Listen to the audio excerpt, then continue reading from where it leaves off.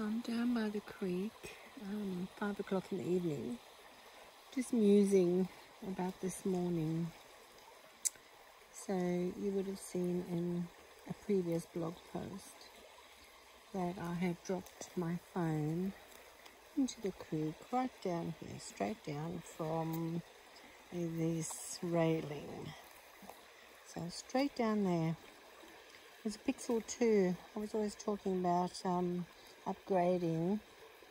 I always thought an iPhone, but in recent research I think I'll keep with the Pixels and go to the Pixel 7, which is the latest.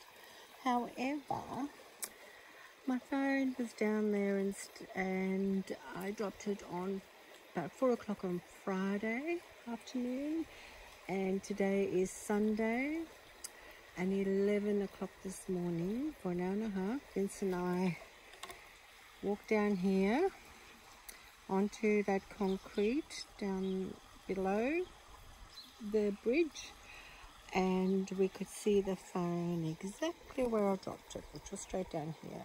It's quite deep. The water's about a metre and a half deep, and you can see coming down that embankment two not so young people helping each other hand by hand and holding on his belt while he balanced somewhere and so on, carrying a rake, a long pole and a very long spade.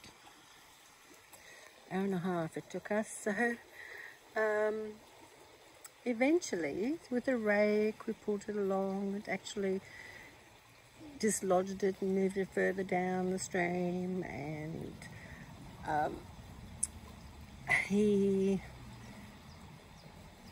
had to get down on one knee to reach further in while I held on to the back of his pants by his belt. I had to take my top off to put under his knee, which is waiting for a knee replacement. And while we were poking around in the water, the phone lit up. After all those hours, it lit up and you could see the time and it was all lit up.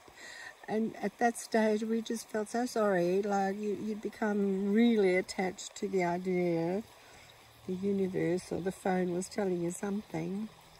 So to end the long story, it's now in the studio drying out.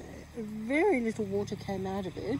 I had a rubberized backing on it so that if you dropped it on the floor and hopefully it didn't break, well, the rubber had a little bit of a lip on it, so if it fell on its face, it had some softening, some protection.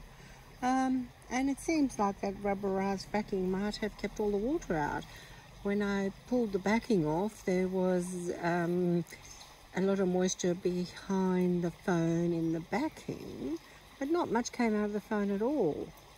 So I'm hopeful. I mean, the screen looks fine, it's bright and lit up and it works.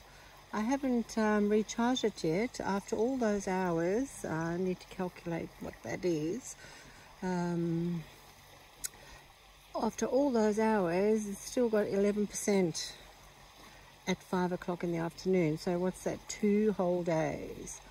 It's just amazing. So I think my phone's going to be all right. I've become reattached to it after this episode. So we'll see. I'm going to head up to the house and start dinner. Look how nice the light looks. The sun up there. Just focus. Oh, just so nice. That light.